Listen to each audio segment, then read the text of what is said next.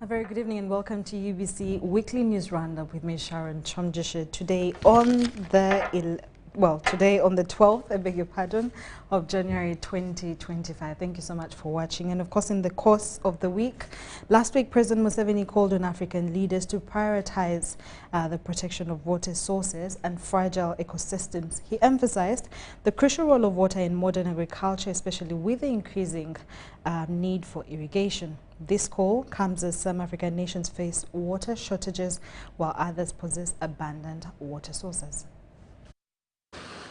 Not all African countries are fortunate enough to have abundant water sources and fragile ecosystems. Some face frequent water shortages which hinder economic activities, including agriculture.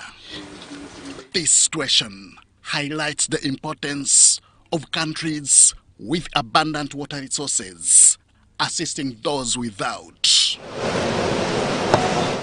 This message was among several shared by Uganda's President Yoweri Museveni with fellow African leaders as the extraordinary summit of the Comprehensive African Agricultural Development Program concluded in Kampala. Northern Africa has got a water problem. Even Southern Africa gets periodic shortages of water. Here in the Nile Valley, we are always arguing about the 85 billion cubic meters of that river at Khartoum, the River Nile. In the past, I posed a question to Dr. Boutros Ghali of Egypt, the following questions. Question number one, are you aware that the Congo River has got 3,000 billion cubic meters of water per annum going into the Atlantic Ocean? Now, all this water is going into the Atlantic Ocean every year, just going. Is the Atlantic Ocean thirsty for water? You can tell me whether the Atlantic Ocean is thirsty for water, all this water which is going. Why doesn't Africa discuss with our brother people of Congo about how this massive water that is not used could help the water-stretched parts of Africa? Museveni urged African leaders to embrace new water technologies to support increased rainfall in water-stressed nations. Is Africa aware of the technology of desalination? When you spend so much time talking about so many things. But I have never heard people talking about desalination. Desalination happens in nature, done by the sun, evaporating ocean water into vapor that eventually becomes rain. Why doesn't Africa intensively study this? If the cost of desalination goes down, Egypt and other coastal countries would become upstream countries, while we that harbor the origin of the Nile would become downstream countries. He emphasized that achieving this goal will enable commercial agriculture to thrive, leading to food security and prosperity for Ugandans and Africans at large. After waking up our people as to the crucialness of commercial agriculture and rationalizing it, we then realized the danger and the unfairness of confining ourselves to just producing the raw materials for other countries far away to transform into finished products. A kilogram of coffee may give us US dollars 2.5 as a raw material. However, the same kilogram roasted, ground into powder and packaged will give the cleverer foreigners who added those steps abroad US dollars 40. However, there are still significant challenges to address, one of which is the issue of non-tariff barriers. There is no doubt that they undermine the advance of agriculture in Africa. Uganda easily produces all types of agricultural products: maize, sugar, milk, beef, poultry products, etc. The internal market is not enough. However, production is disrupted when in some years, some of the brother countries say they have bumper crops and de-license Ugandan products. Why do you de-license products of a brother country? If you have a bumper crop, let the products compete. To overcome these obstacles, it is crucial to involve everyone, which is why the youth must be encouraged to embrace commercial farming. The profound disaffection between the land and African youth, the disaffection of these young people with agriculture and the rural world, their break with the ancestral world toward urban uncertainties and perilous immigration, all these increase our existential drama. Who do we hold responsible for such phenomena? Not on the youth, for sure. Empowering women and engaging the youth will unlock the full potential of the sector as they are the drivers of innovation and resilience in our food system. Development partners outside Africa have pledged their support to the continent in this effort. In line with the strategic objectives of the Kampala Declaration, we will work to align our support and investments with national and regional priorities. The three-day Cardiff Summit of 2025 was held under the theme Sustainable and Resilient Agri-Food Systems for a Healthy and Prosperous Africa. Henry Okrut, UBC. Now, the African Union Extra Summit of the Comprehensive African Agriculture Development Programs concluded in Kampala last week. Leaders discussed the importance of strengthening peace and security within African countries, recognizing its vital role in fostering agricultural development. Take a look. The Extraordinary Summit on the Comprehensive Africa Agriculture Development Program, CADIP, has showcased the continuous journey towards development. Over the 3 days, African leaders discussed crucial areas to foster progress in agriculture. Under the theme, Sustainable and Resilient Agri-Food Systems for a Healthy and Prosperous Africa, African Union heads of state and governments recognize that agriculture not only meets the needs of the African people, but can also support the global population. President Yoweri Museveni and President João Lourenço of Angola briefed the public on a draft document that outlines CADIP's objectives for the next decade. As you can see, Uganda is a very rich country. We have got everything. But the problem was organization, how to organize the country in a modern way. So we identified the 4 sectors: commercial agriculture, manufacturing, services, tourism, hospitality, professional services, and later on, another sector, ICT. That's how the economy has been growing quite well.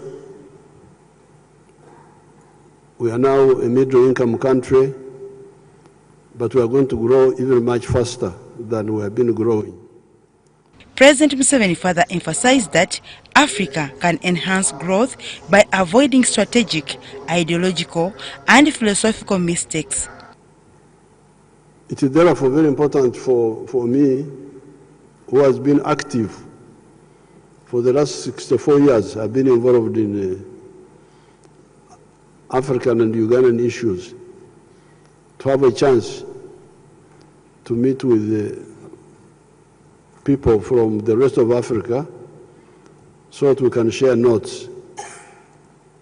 It is possible for Africa to grow. Therefore, if we meet and share ideas like we have done now, we are going to sort out all this. So I'm very happy, and I thank His Excellency President Lorenzo for chairing this meeting. CADIP leaders stress that peace and security are essential for building stable institutions, which in turn support development. A summit at a high level will undoubtedly contribute to break the deadlock and avoid a setback in the process and ensure that the gains made are not eroded, especially the neutralization of the Allied Democratic Forces of Liberation of Rwanda, as well as the withdrawal of the military contingent of Rwanda from the Democratic Republic of Congo. Leaders also acknowledge the progress made in agriculture, urging nations to invest in human resources to achieve the desired outcomes of CADIP. And within the framework of the implementation of our strategy and decisions, which we approved during this forum, and we noted that we made progress, and this is encouraging, and it shows that if we further commit our energies, and if we further commit financial and human resources, we'll be able to achieve development, we're able to achieve our outcomes and ensure significant progress. And currently, Africa's population of 1.5 billion people, which constitutes 18% of the global population, is expected to grow to 25% by 2050. This growth will increase Africa's ability to reduce dependence on food imports, particularly if the continent leverages its vast arable land. The push for a single African market through the African Continental Free Trade Area could further bolster Africa's agricultural growth. Dorcas Kimono and Daniel Mugoya, UBC News. Last week, Parliament held a special sitting to eulogize the late Member of Parliament for Kawempe North, MP Ssegirinya. MPs expressed concern over the circumstances surrounding his death, particularly the denial of bail despite his deteriorating health. A resolution was passed for members of Parliament to contribute to the late Member of Parliament's family.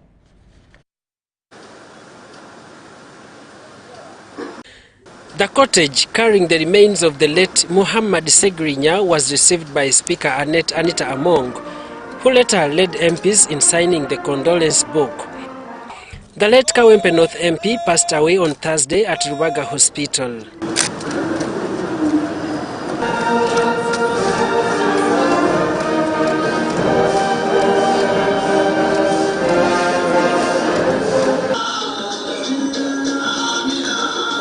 Bugweri County MP Abdu Katuntu moved the tribute motion, which is a rare occurrence as it is typically led by the Prime Minister and seconded by the leader of the opposition.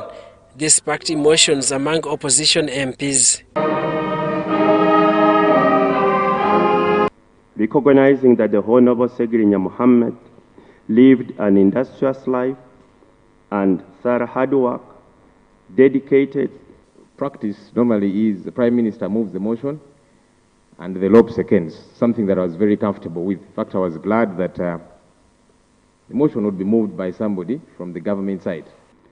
Is this a message by government being sent that they are disinterested in the death of the Honorable Ssegirinya?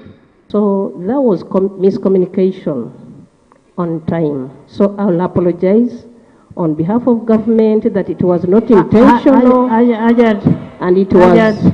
The leader of opposition, Joel Senyonyi, and other MPs criticized the absence of front bench leaders, suggesting that it reflected disunity during a time of mourning for a former MP. The late MP was remembered for rising from humble beginnings to become a national figure who made a significant impact on the lives of ordinary people. We are living in wounds.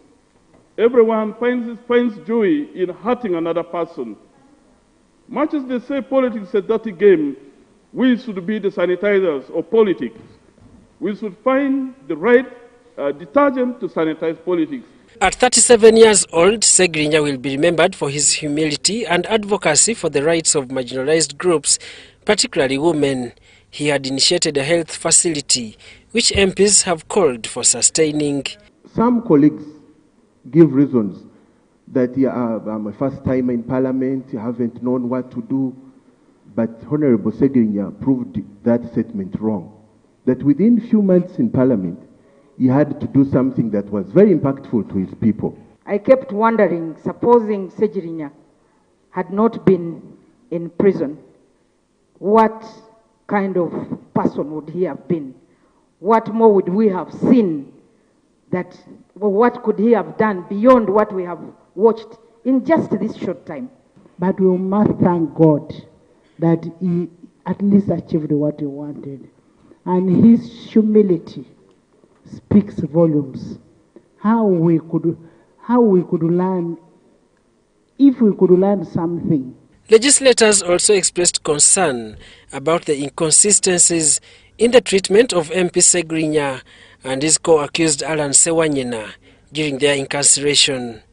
The two were detained for almost 2 years, until 2023. Alan Ssewanyina recounted how Ssegirinya's health worsened while in detention. This man, after only 2 days, he started complaining of his chronic sickness. Because bail is one of the rights, is one of the processes where people acquire a free and fair trial. And having this temporary freedom probably would have helped this gentleman. The Minister of State for Youth and Children Affairs, Balaam Barugahara, admitted that the authorities had overlooked Ssegirinya condition and apologized on behalf of the government. And as someone who believes and supports everyone's equality, I apologize for all the mismanagement that could have happened during his life when he was on earth. And I believe we should do better. We should do better. The House was informed that Parliament contributed over 900 million shillings for Ssegirinya medical care. The House unanimously agreed with the proposal by Butambala District Woman MP Asha Kabanda for each MP to contribute 300,000 shillings as a condolence to the late Ssegirinya family. If each one of us here sacrificed only 300,000 shillings, the family would collect 150 million shillings. Seconded by Honorable Bariomusi, by Honorable Bahati, by the Imam. Speaker Adet Anita Among and Minister for ICT and National Guidance Chris Bariomusi offered to educate at least one child each of the late Muhammad Ssegirinya. But I also, as a member of Parliament for Chinchills East, take up one of the children. Thank you, thank you. I can take up one kid and educate one kid in my school. After this, look for me and I will take up one kid. Ssegirinya, where is Ssegirinya? In which class? Exactly. I will pay your fees and I will take you to my school for secondary. Muhammad Ssegirinya will be laid to rest in Masaka district on Sunday. Daniel Mugoya, Gloria Gwitabinji, UBC News. Prayers were also held for the late Kawempe North Member of Parliament Muhammad Ssegirinya at Mbogo Mosque, and residents through the KCCA representatives resolved to name a road in Kawempe after him in recognition of his service to the community.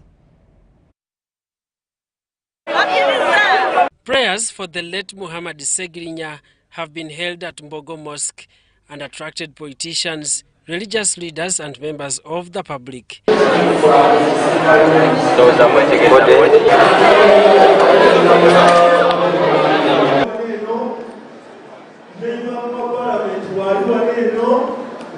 The mosque grounds were filled with an air of solemnity as tributes flowed in from various dignitaries. Machinde West MP Alan Ssewanyina shared personal experiences with Ssegirinya, reflecting on their bond.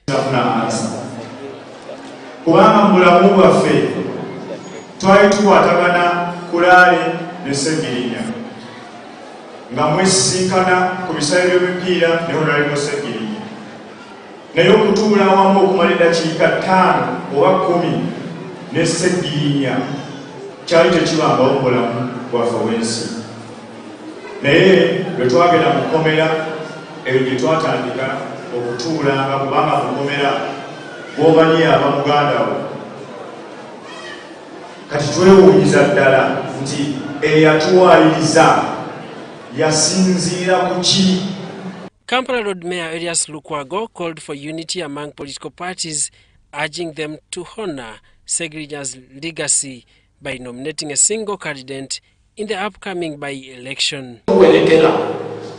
Ekirabo kye tuyinza okumuweekawo empewa ffenna musimba mu kisinde kimu tufune omusika famire ejja kufuna omusika wa Ssegirinya naye naffe ab'ebyobufuzi nga tugenda okufuna omusika tugambe nti omusika ng'ayimiridde mu bwonfuula Ssegirinya. Ssegirinya's former lawyer Elias Lukola proposed the establishment of a Ssegirinya Health Fund to sustain his hospital. However, this idea was met with opposition from Ssegirinya's former personal assistant. Nsaba nga mpita mumwe wabeerewo enteekateeka tuteekewo kye bayita Ssegirinya Health Fund. Oboolyawo yenna asobola okuyimirizaawo eddwaliro ekyali ekirooto kye okujjanjaba abantu b'ensi eno. Zibakoze naye mukadde wagenda Lukoola tobangako kansola Honorable Ssegirinya Muhammad. Ekyo kijagala kibeere ku likodi.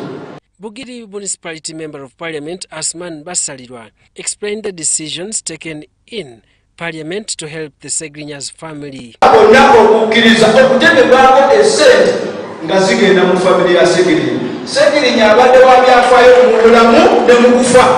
Ekyo tekibeerangawo mu Parliament. Era bwe tukoze capitulation nga family egenda kufuna emiliyoni 15 ku lwa Ssegirinya olw'ebintu byakoze. Ekyo kibadde mu Parliament olwaleero. Ekyokubiri ekibadde mu Parliament olwaleero nti omubaka wa Parliament olw'Kingizi East Honorable Chris Baryomunsi asabye family emuweeyo omwana omu amusomese obulamu bwe bwonna. Maama abaddeyo era tusaba ekyo bakikole.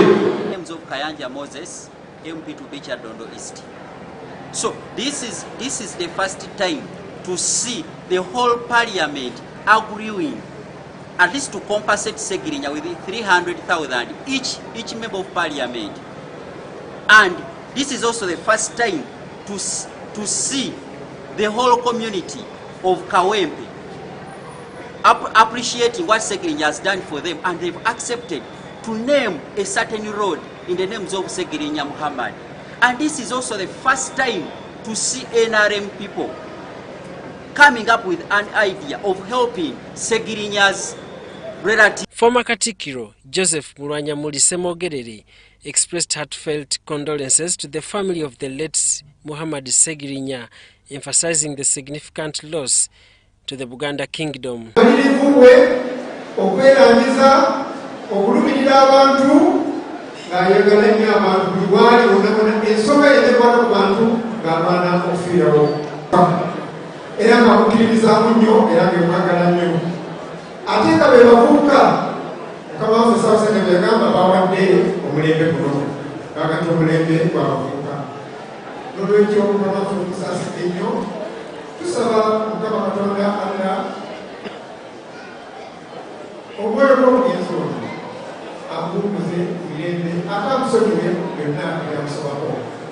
In a special meeting convened by the Kawempe Council, a resolution was passed to name a road in the area after the late Muhammad Ssegirinya. The decision was made to commemorate his remarkable service to the people of Kawempe and his enduring legacy.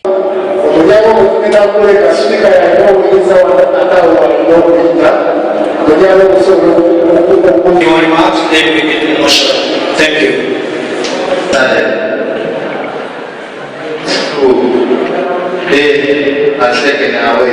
Netusalawo nga kanso tumuguddemu oluguudo baluyita 34X bali mu kulumaliriza chorus. Oluguudo luno luli mu wali ku kkubo erigenda e Mulago awo mu Nsooba ne ligwa ku Northern Bypass. Jamil Sekaja compiled this report for UBC News. Hajat Sharifa Mobozeki and Benon Chigenyi were officially sworn in as the new Executive Director and Deputy Executive Director of Kampala Capital City Authority last week. They were urged to serve with dedication and commitment.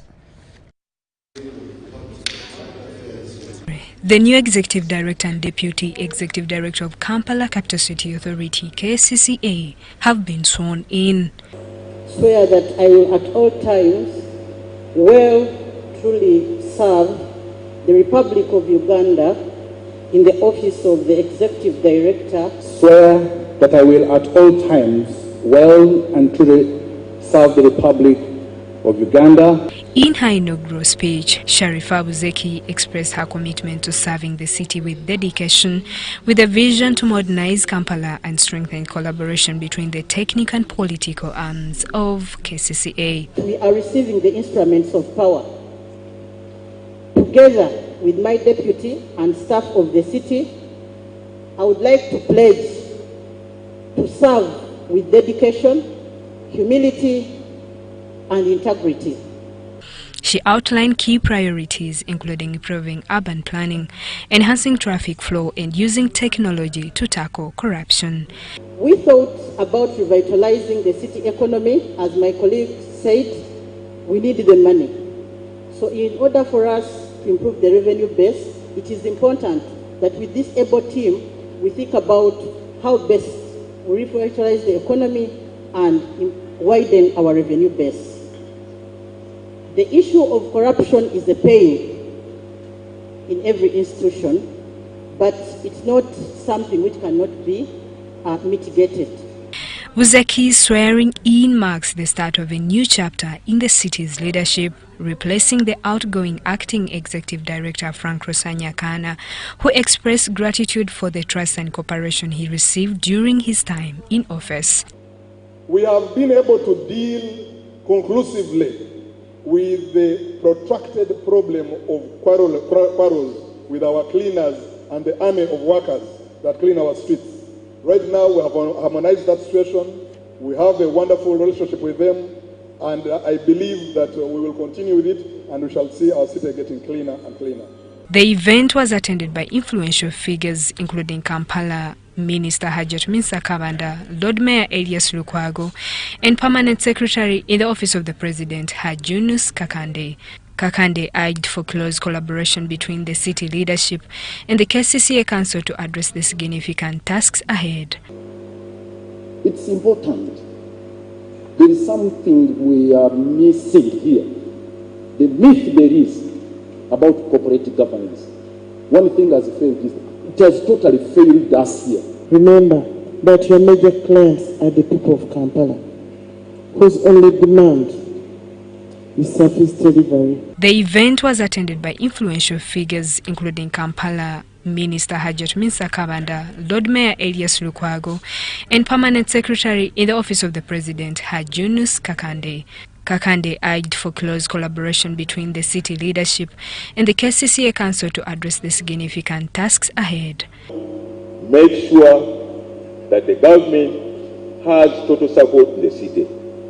The head of public service, Lucy Nachobe, expressed confidence in Buzeki's leadership, trusting that she would restore Kampala to its former glory. KCCA has also faced criticisms for poor service delivery, characterized by bad roads, inadequate drainage systems, ineffective garbage collection, poor physical planning, and allegations of corruption. These issues demand immediate and strategic attention to restore public confidence and to fulfill the mandate of improving Kampala's status as a livable and a competitive capital city. The leadership change follows the removal of Dorothy Chisaka and David Luimbazi after the tragic Chitezi incident that resulted in the loss of over 30 lives and extensive property damage. Justine Nakami in Kampala. Congratulations to Hajat Sharifa and Mr. Benin Chigenyi. Uganda Revenue Authority revealed that it has recorded a net revenue collection exceeding its target for the first half of the 2024-2025 financial year, July to December last week. Now, this positive performance was attributed to enhanced year's management and improved tax compliance initiatives. Take a look. For 2025, URA was assigned a net revenue target of Ugandan shillings 31,369 billion. Of this, 48%, that is 14,926 billion, was expected to be collected during the first half of July to December 2024, with net collections amounting to Ugandan shillings 15,248 billion. The authority achieved a significant surplus of Ugandan shillings 322 billion. I'm happy to report that the net revenue collection for the half year just completed totaled to 15,248 billion, against a target of 14,926 billion. Therefore, we have registered a notable surplus of 322 billion. This performance was a result of a stable and resilient economy. It was also a result of effective administrative measures, but most importantly, it was out of the cooperation of our patriotic taxpayers who willingly paid their taxes. John Musinguzi, URA's Commissioner General, explained that domestic taxes played a key role in the surplus, contributing Ugandan shillings 10,131 billion to the total revenue. Against the target of 9,874 billion, registering a surplus of 257 billion and a performance rate of 102.6%. This is domestic taxes only. The growth in domestic taxes was 1,322 billion. This half-year period has marked the highest growth in net revenue in the last 5 years. For example, 2021 to 22, that financial year, the growth was a minus. There was a minus growth of 12%. The following year, there was a growth of 7.2. The next year, there was 14.8. Then the next year, there was 12.8. But this last year, that half period, July to December, the growth was 16.08, registering the highest growth in the last 5 years. The significant surplus is attributed to effective policy measures designed to enhance tax compliance among Ugandans. In other words, all the businesses that had tax arrears, or all taxpayers who owed tax arrears up to the 30th of June 2023, as long as they were able to pay the principal tax, interest and penalty was waived. And because of this initiative, we are able to collect 261.98 billion. Remaining 52% of the target, amounting to Ugandan shillings 16,442 billion, is expected to be collected in the second half of the financial year, that is January to June 2025. Cayenne Faith, Mike Bakablindi for UBC. In Parliament this week, the Ministry of ICT and National Guidance presented a proposed budget at 296 billion Ugandan shillings for the 2025-2026 financial year to the Parliamentary Committee on ICT. Minister Dr. Barrio Munsi emphasized the importance of improving the national broadcaster, advocating for voter status to enhance its funding. Heads of agencies under the Ministry of ICT also presented their budget framework papers, highlighting significant areas of focus, including digitization and investment in new technologies.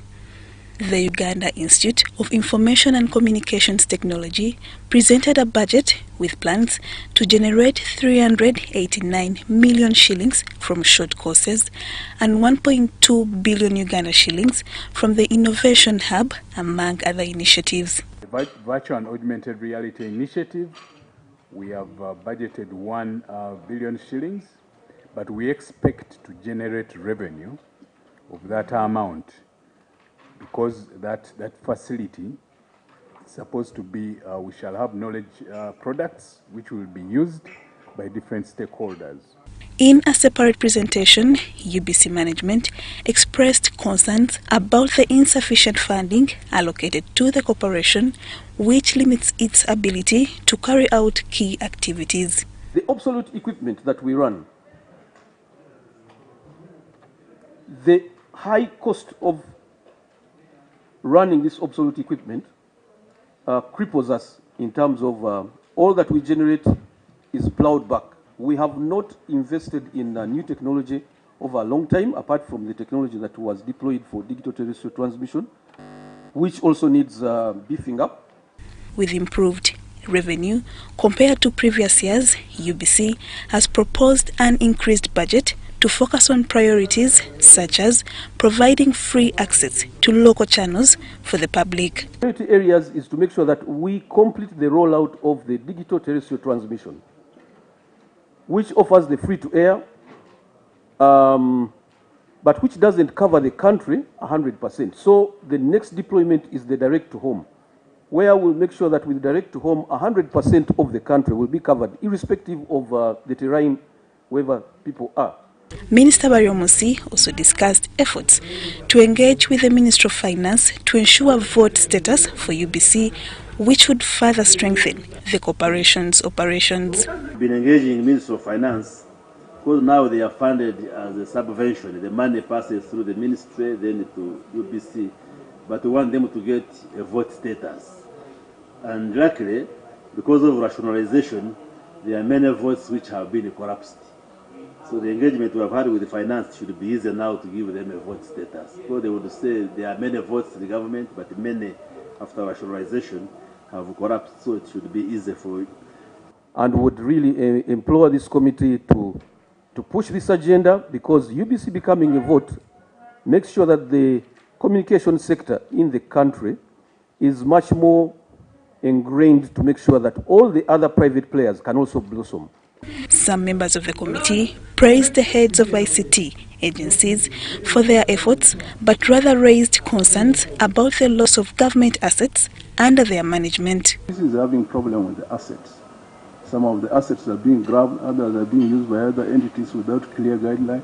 I wanted to know what is happening about those assets. Minister Baryomusi responded to these concerns, reassuring the committee on ongoing measures to address these issues. The ministry, we are very strong on protecting the assets of government, whether UBC, Posta, and the other entities, because there are people in the town whose work is just to scan around, sniff and know where government property is, land is, and then they want to grab it or irregularly take it. But as a ministry, we are doing everything possible to make sure that we protect us. Regarding concerns about the pay and contracts for journalists, the minister assured the committee that the ministry is committed to reviewing the situation to ensure that journalists are adequately compensated to deliver accurate news.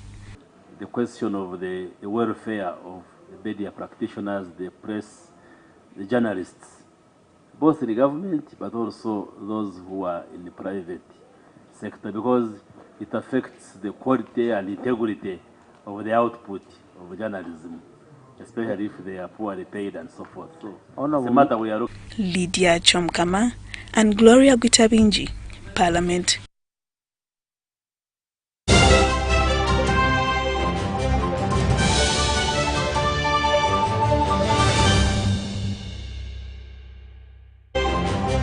Here's your chance to win school fees for your child for a whole year. Just pay school fees using Momo. Dial *165 *80#. Select option 2 for school pay. Select option 1 to pay school fees. Enter the student number and amount and approve the transaction. You will now enter the draw to win school fees.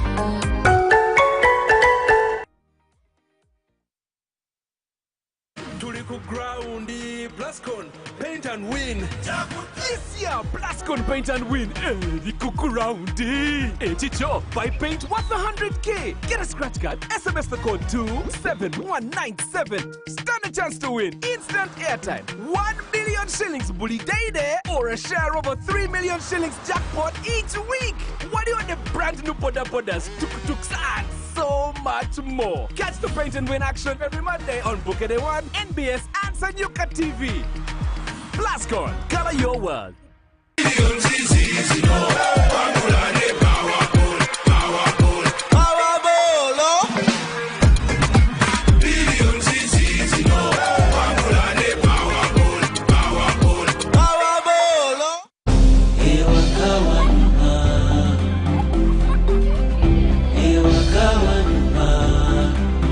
Tukwaniriza waka eri ebisanyusa.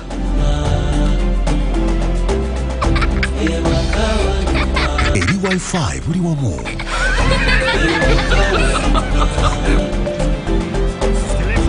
Eri speedi za internet eza waggulu. Eri obukuumi.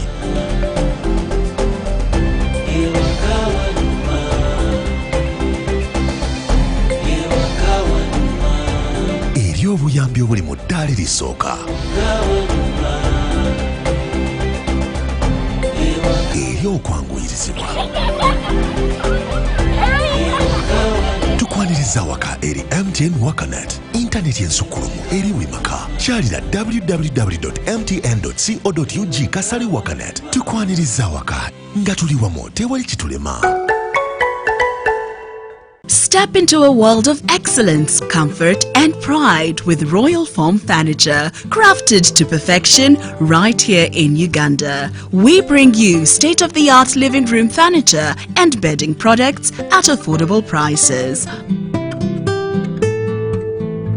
Our wide variety of mattresses include orthopedic, pillow top, spring mattresses suitable for institutions like hotels, and many others for home comfort. With every piece telling a story of royal excellence, our products are built with the highest quality materials made to last. Experience royalty with Royal Foam Furniture, proudly made in Uganda, so buy Uganda and build Uganda. Visit our showrooms at Ginger Road, Chambogo Junction, Bukoto Chisasi Road, and on Victoria Mall, Entebbe, on the first floor.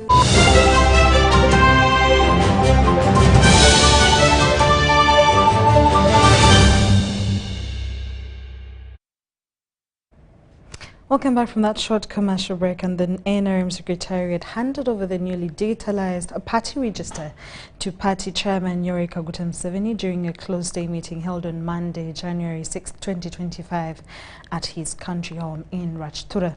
The president, who received the copy from Secretary General Richard Todong, is optimistic that this new development is a significant step towards a free and fair internal election process. The NRM Secretariat top management held a closed-door interaction on Monday, January 6th, 2025 with the party chairman, President Yoweri Kaguta Museveni. The purpose of this meeting was to brief the national chairman of the outcome of the NRM member digitization exercise, which we concluded around 20th December. We now have an interim report, which the Central Executive Committee is going to discuss. Emmanuel Dombo, the director in charge of communications in the NRM party, was among the top management delegation that visited Rwakatura, the president's home. But the national chairman has been fully briefed about how the exercise was conducted and what the outcome has been. The party chairman was also briefed about the proposed NRM electoral roadmap. Also had an opportunity to discuss with the national chairman the proposed NRM roadmap, which is in conformity to the planned activities of the party following the National Independent Electoral Roadmap. And also the national chairman concurred, and he promised to convene the Central Executive Committee so that he can inform them, and also require the Secretary General to lay the report before the members of the Central Executive Committee so that they can discuss and come up with a final roadmap.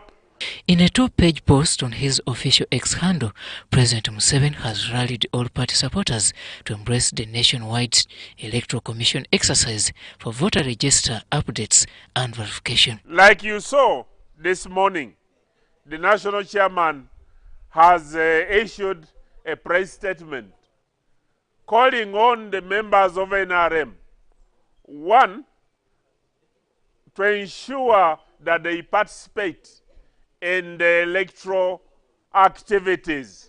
Museveni has appealed to all eligible voters, those over 18 years of age, to pay attention to this exercise, noting that it will be a cornerstone in preparing for the party's internal elections and in solidifying the foundation for the general elections. We're going to begin with updating of the register.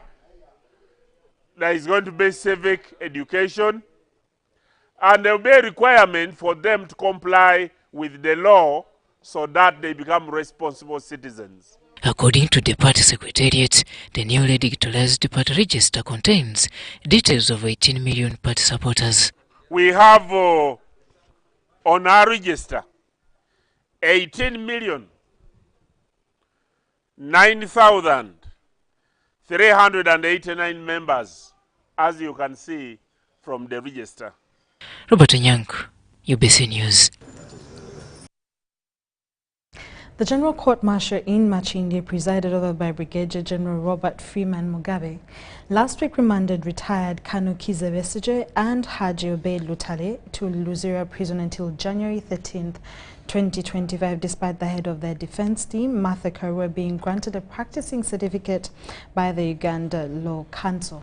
The same court also considered the contempt of court charges following the misconduct of one Aaron Kizza, one of Besigye's defense lawyers.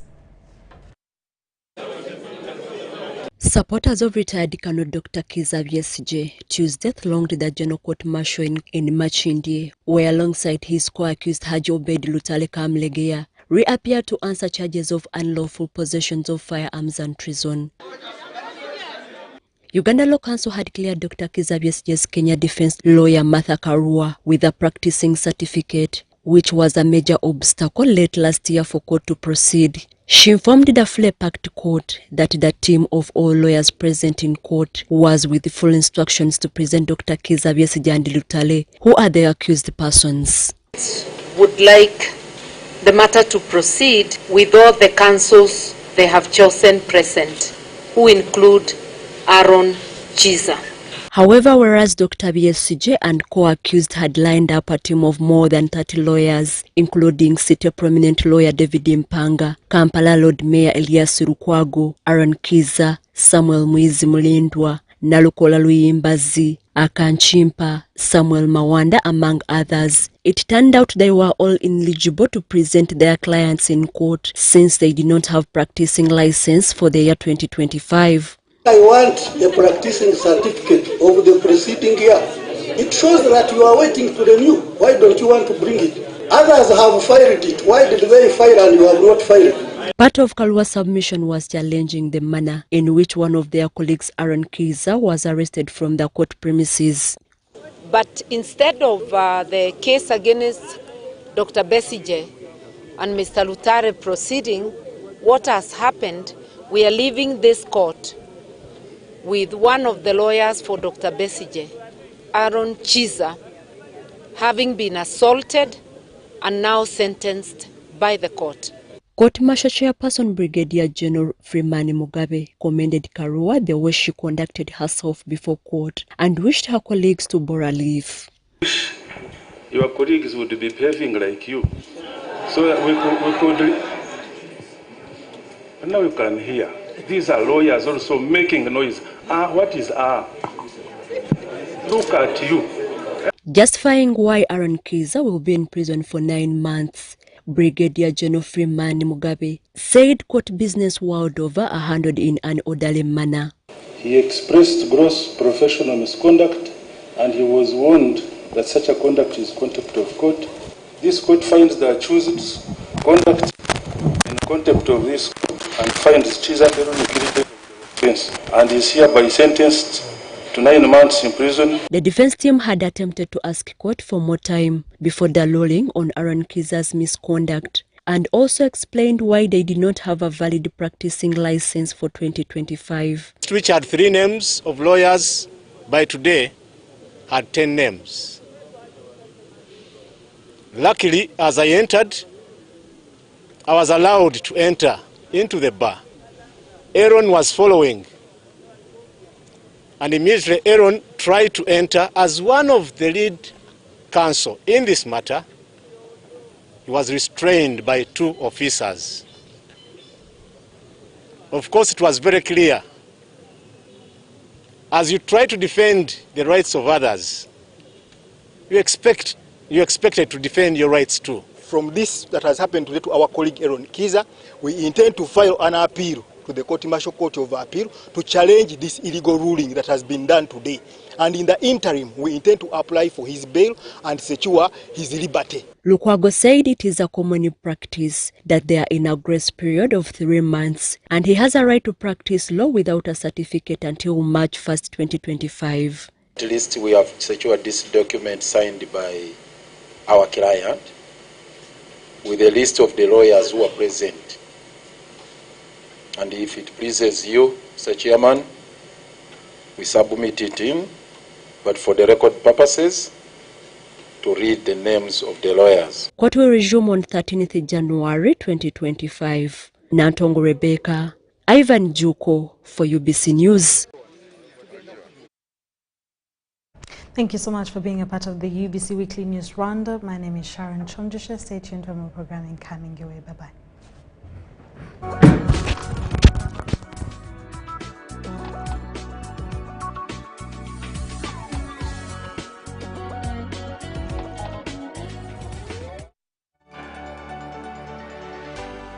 UBC, inspiring Uganda.